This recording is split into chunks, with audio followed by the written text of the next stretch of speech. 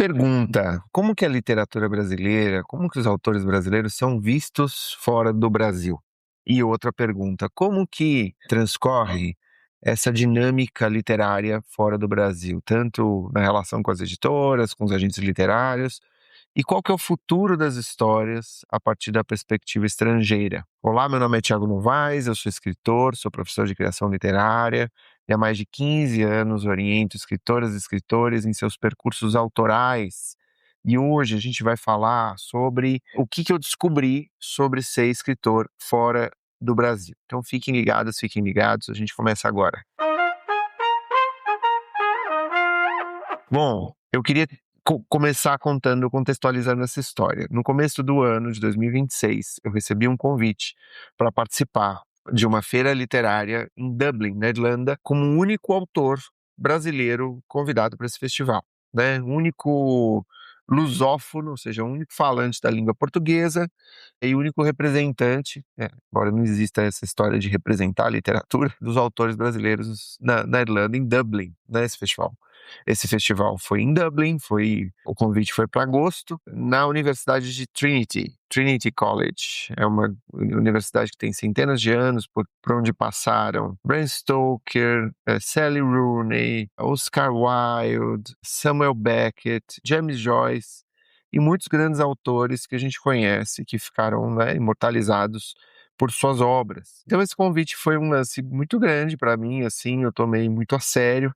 Embora eu tenha traduzido uma variedade de livros de ficção, de não ficção, do inglês para o português, e eu tenho essa formação do inglês, já tenha viajado muito, falado muito inglês, eu estava reconhecendo o meu inglês como muito enferrujado, porque, né, quando a gente fica um tempo sem usar essa língua, eu tinha me concentrado muito no francês, por conta do fato da gente ter morado na França durante 1 ano e meio. Então essa gavetinha idiomática ficou muito concentrada no aprendizado do francês, talvez, né, intercalando com o espanhol, que é uma língua que eu falo muito mais. E o inglês ficou um tempo parado, então o que eu fiz foi voltar a praticar o inglês com uma professora excelente, uma professora jovem que estudou numa universidade de Londres e que mora na Itália, no sul da Itália, em Catânia, ao pé do vulcão Etna. E a gente começou a estudar a partir dessa minha apresentação, né, de agosto. E tudo isso para dizer que nesses últimos dias eu estava em Dublin, eu não gravei conteúdo, não produzi nenhum material para as redes sociais, para não dizer nenhum, eu fiz um post. Né? Em geral, o pessoal fala: não, você vai viajar, você tem que aproveitar, tem que gravar, tem que produzir conteúdo, e de fato eu estava interessado em fazer isso. Cheguei a comprar 4 livros de literatura irlandesa e ler esses 4 livros. Então foi Dublinenses, do James Joyce, foi um livro da Claire Keegan, que ganhou um Booker Prize recentemente, que chama Pequenas Coisas Como Essas. Eu li a Sally Rooney, que eu não conhecia, me admirei, assim, ou seja, me impressionei positivamente, e li o Retrato de Dorian Gray, para fazer conteúdo, para produzir conteúdo, para gravar por lá. Só que acontece como costuma acontecer comigo, essas circunstâncias, que eu caí nessa cidade, me joguei na cidade, vivi, experimentei, ou seja, de algum modo o que eu vivi por lá vale muitos meses de conversa, né? E uma das conversas que eu queria ter com você é a seguinte: é muito interessante porque a gente, quando está num meio, né, qualquer, literário, psicanalítico, estou falando de alguns pelos quais eu passei e passo, né?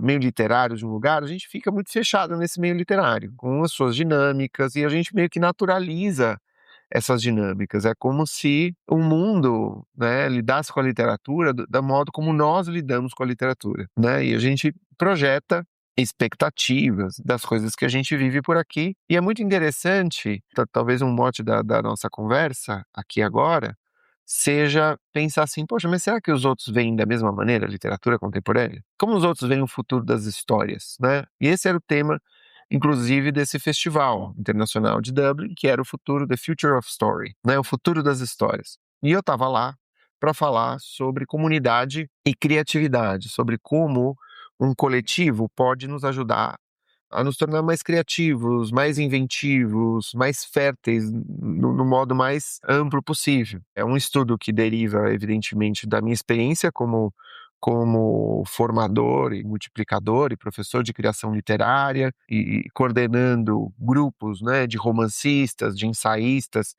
há mais de 10 anos. E também é baseado num livro que eu estou terminando de escrever, eu já terminei a primeira versão, estou trabalhando a revisão do texto, eu devo levar mais um tempinho, já estou começando a procurar agentes literários, entrando em contato com editoras, vou começar a fazer isso agora. E o livro é sobre amizade e comunidade. Nesses tempos atuais, que é um tempo muito marcado pela animosidade, né? Pela manipulação de antagonismos, né? Pela exacerbação dos antagonismos, né? Você sabe do que eu estou falando. Se você está nesse mundo, você viveu nos últimos 10 anos por aqui, né? Você sabe do que eu estou falando. E como fazer amizades depois, a partir dos 40 anos, na vida adulta, vamos dizer. Não precisa ser necessariamente a partir dos 40 anos, mas na vida adulta. Então, assim, é um livro que me tomou alguns anos e foi a primeira vez que eu falei sobre esse livro, foi nesse festival. E eu aprendi algumas coisas interessantes que eu queria compartilhar com você. Eu queria compartilhar com você em primeira mão, primeiríssima mão, o que é um autor brasileiro tá falando em inglês num púlpito da Trinity College, e o que ele aprendeu na conversa com outros escritores, ou seja, nas expectativas com esses outros escritores, e o que eu sinto que é diferente, que a gente pode tanto emprestar para eles, como tomar de empréstimo deles, tá?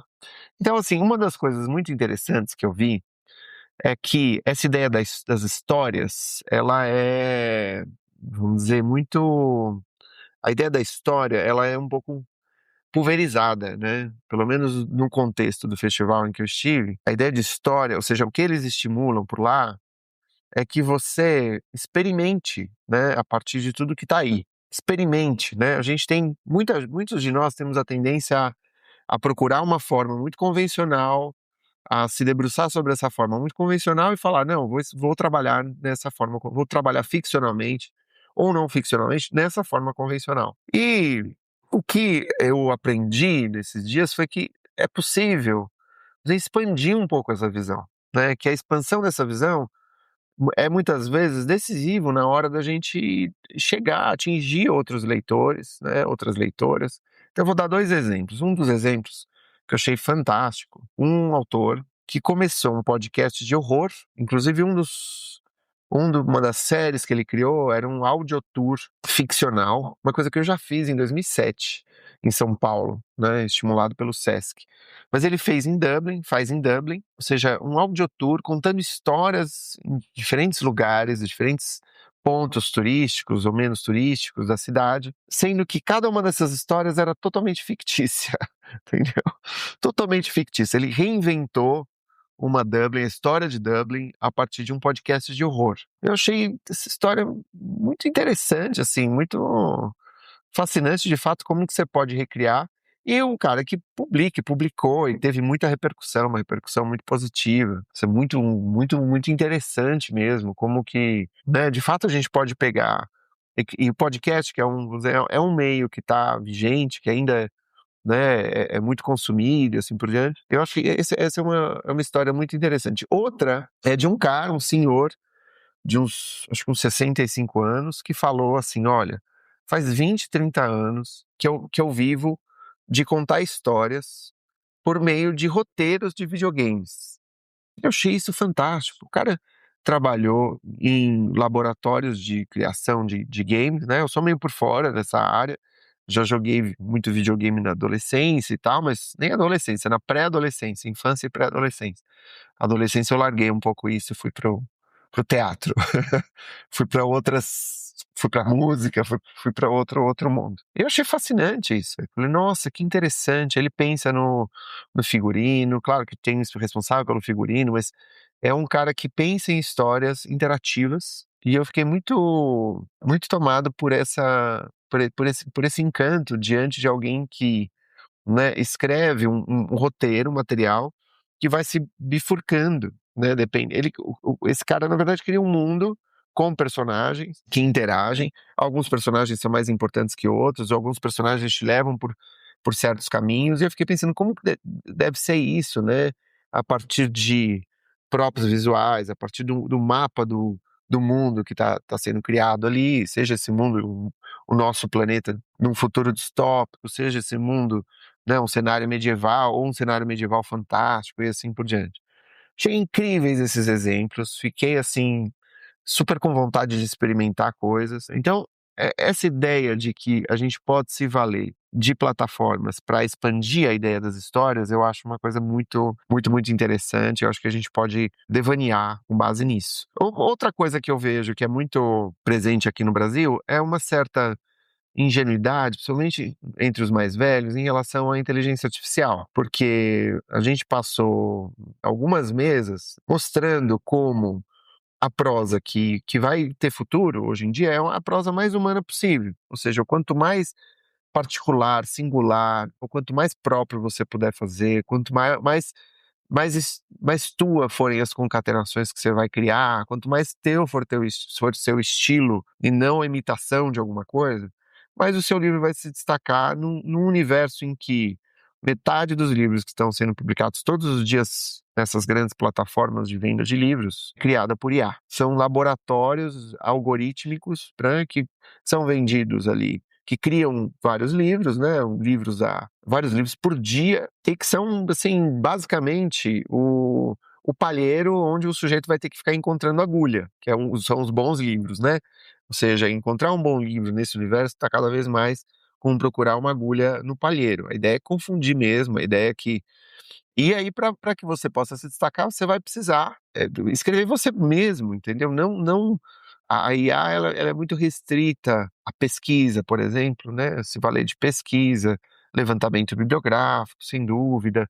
Se você está escrevendo uma não ficção, ela pode te ajudar nisso, né? Ela tem uma capacidade de vasculhar um volume muito grande de livros que a gente não tem capacidade. Então, nesse sentido, sim, ele pode ser interessante. Mas em quase qualquer outra coisa, o que ele faz é achatar a tua prosa, entendeu? Tornar a tua prosa igual a de todo o resto. Por mais sedutora que seja, né, esse apelo, né, a IA, ela é muito certa, ela é muito segura de si. Ela tem muitas certezas, né? E muitas dessas certezas são alucinações, ela tá mentindo. E a IA mata a criatividade mesmo. Se você quer ser escritor, você não pode usar IA, é a mesma coisa do que, né, começar a beber às 10 da manhã, entendeu? É quase a mesma coisa, você está matando a sua criatividade, você está terceirizando algo que devia ser teu, cuja matéria são seus sonhos, é o seu passado, é a sua história, é a sua criatividade, né, e assim por diante. E por que que eu falei ingenuidade? Porque se teve toda essa discussão, teve uma parte dessa palestra, desses dias de encontro, com uma mesa, 2 caras que estavam coordenando, e eles estavam falando: olha que interessante, a gente consegue hoje em dia criar trailers fantásticos com a ajuda da IA, trailers dos nossos livros. E aí ele mostrou uns exemplos e era assim, vergonha alheia, né? Assim, porque não era muito mal feito, era uma coisa que hoje em dia, se você é um pouco mais jovem, você bate o olho e você fala: esses vídeos estão roubando, é uma pirataria, e aquilo de que se rouba é uma base de tudo que está online hoje em dia, né? Então, assim, é ingênuo, né? Assim, ou seja, e a qualidade é muito ruim, assim, sabe? É a mesma do papagaio que toca sax, entendeu? Assim, ou do cachorro que fica dançando, assim, é muito mal feito, né? Então eu sinceramente acho que se você quer impressionar editores, se você quer impressionar leitores inteligentes, se você joga um negócio desse, o sinal que você está mandando é, cara, você tem mau gosto, entendeu? Então é um convite a depurar o gosto. Essa ideia de que você vai fazer filmes com IA, não é senão, como eu disse, uma pseudo-edição baseada na usurpação de coisas que já foram feitas por grandes atores, grandes atrizes. Então, quando você rouba isso dos outros, você fala, pô, que respeito que você tem pelos atores, pelos diretores, que deram suas vidas, né? Vocês se dedicaram plenamente na sua criação, nas suas artes. Enfim, essa ingenuidade é presente no Brasil, é um ponto em comum no Brasil, e existe essa desconfiança também, que está presente lá e está presente aqui. Nesse sentido, o discurso é muito, muito parecido. Bom, já falei que a literatura pode assumir muitas formas, já falei dessa certa ingenuidade. Eu tive uma impressão de que a literatura fora, existe um grupo de gente que vive de escrever, que escreve com facilidade e que fala muito dessa ideia das séries, ou seja, como atingir os autores, né? Então, a escrita de thrillers, a escrita dos romances românticos, né? Essa discussão teve e ela é muito menos moralizada, assim. O Brasil, que é, vamos dizer, uma sociedade com uma tradição muito elitista e cuja literatura entra nesse sentido, ou seja, como um esforço para você ascender socialmente, você se destacar de alguma maneira, desesperadamente, né? A gente tem muito esse medo, né? Nosso público, nosso povo, ele vive com muito medo. E a literatura também é marcada por esse medo, por essa fome de ascensão social a todo custo e tal. E pela elitização disso. É como se, não, o comercial é um outro mundo, não me interessa. Não me interessa, não quero tomar nada de empréstimo disso. Sendo que, se você for parar para pensar, as grandes obras literárias do século XIX e XX meio que entraram, ou seja, eles surfaram. As obras eram excelentes, muito bem escritas, mas, ou seja, de algum modo, eles se enquadraram em alguns subgêneros literários. O gênero do horror, no caso de um Bram Stoker, né, do Drácula, do Jekyll e Mister Hyde, para usar um dos exemplos, né, Jane Austen, os seus romances românticos, né, as histórias provincianas do interior da Inglaterra, ou seja, tudo isso era um gênero popular na época. Então esses autores foram grandes autores e souberam, né, se valer daquilo que instigava a curiosidade das pessoas, né? Então isso foi uma discussão que rolou. Agora, qual que é o lugar da literatura brasileira fora, né? Eu acho que a literatura brasileira fora ainda está por ser descoberta. O paralelo que eu faço é o paralelo com a gastronomia brasileira. É interessante porque você vê muito restaurante com culinária tailandesa, japonesa, chinesa, indiana, e eu acredito que a gastronomia brasileira seja tão ou mais rica quanto essas outras gastronomias, ou seja, ela teria um espaço, né, se a gente pudesse explorar isso, de repente fazer o soft power que a Coreia do Sul fez com sua literatura, seus filmes, assim por diante, a gente precisa fazer também. Isso já foi dito lá atrás, né? Teve um vídeo ótimo do Gregório do Vivier que ele fala sobre isso, e eu acredito nisso. Eu acredito que isso tem a ver, claro, com o estímulo do turismo no Brasil e assim por diante. O turismo se expandiu muito nos últimos anos, o brasileiro tem sido, vamos dizer, uma onda, essa é uma onda mesmo, tá começando a rolar no Brasil, e eu acho que isso vai estimular a curiosidade dos estrangeiros em relação à literatura brasileira. Mas eles não são necessariamente fechados para a literatura brasileira, é aí que tá. Nem os editores, nem os leitores, né? O que rola mesmo é um desconhecimento, né? É um pouco como a gastronomia. O estrangeiro que vem aqui e come da nossa comida, sai assim, nossa, o que que é a coxinha? O que que é o pão de queijo? O que que é feijoada? O que que é, sabe assim, o que que é a muqueca? Assim, você sai encantado com a nossa gastronomia, riquíssima, né? Assim, transpira cultura.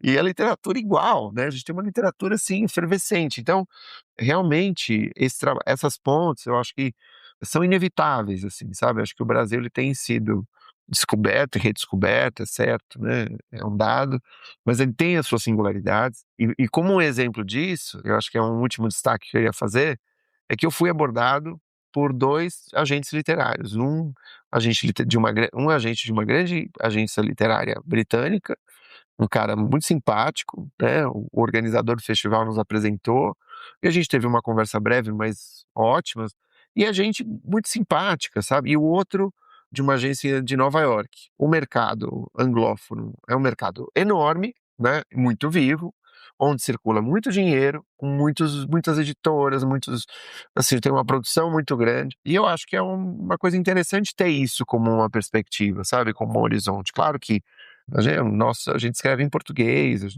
tá?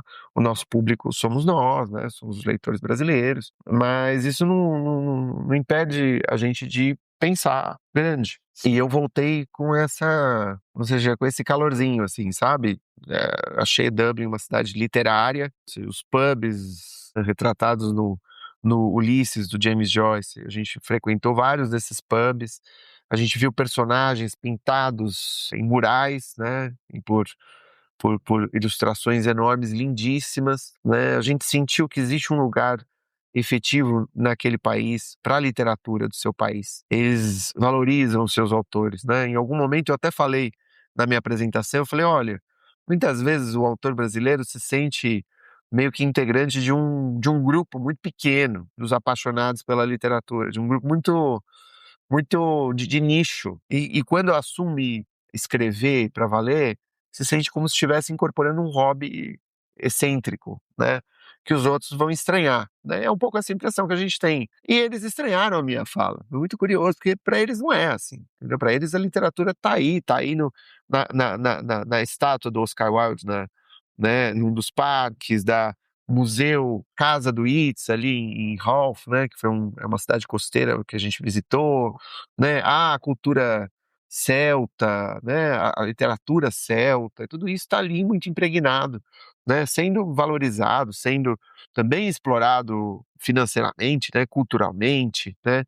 Nesse caldo muito efervescente que é irlandês. Achei os irlandeses, até por conta desse ponto em comum com os brasileiros as duas culturas terem sido colonizadas, né? A deles pela britânica, a nossa pela portuguesa, né? Eu acho que a gente tem muitas coisas a trocar. Gostei muito e acho que a gente tem muito a aprender, né, com essas trocas. Então, essa é uma primeira conversa sobre alguns dos pontos que a gente pode explorar mais. Se você tiver curiosidade de saber alguma questão que eu mencionei aqui, fala aqui nos comentários, se manifeste, por favor, eu quero saber, eu leio todos os comentários de vocês, ou seja, fala mais disso, fala mais daquilo, e não deixa de se inscrever aqui no nosso canal, o link está aqui embaixo, para você não perder nenhuma conversa, nenhuma entrevista, nenhuma novidade que a gente vai lançar nos próximos meses, e que a gente está aqui ainda construindo e elaborando, tá bom? Um grande abraço e até mais. Tchau!